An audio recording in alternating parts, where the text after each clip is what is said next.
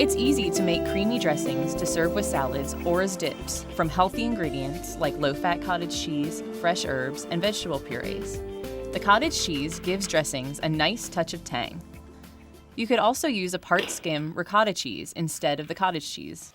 First, we create a base of low or non-fat cottage cheese by pureeing it in a food processor or blender until very smooth.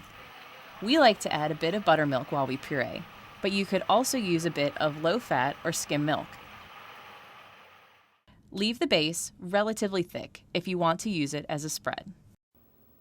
The added liquid makes the puree smoother and easier on the machine.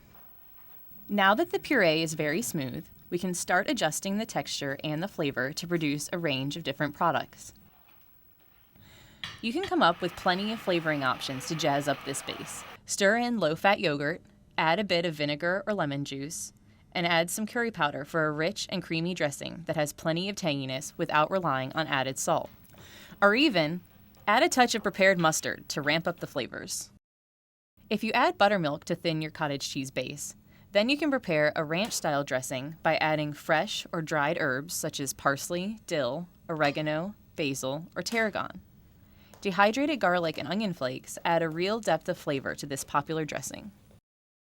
You can make a delicious and healthy green goddess dressing by pureeing fresh or frozen spinach leaves into the base along with other fresh and dried herbs. Thousand Island dressing is another option. Add enough ketchup to get a good color and some pickle relish for flavor and texture. A touch of lemon juice or vinegar helps counteract the sweetness in the ketchup. To use the creamy dressing base as a sandwich spread, use less liquid for a thicker consistency. Then add some freshly grated or chopped vegetables such as cucumbers and zucchini. Use the spread to make a salad wrap for a grab-and-go option on the salad bar. In addition to adding flavor and moistness to the wrap, it helps it to hold together.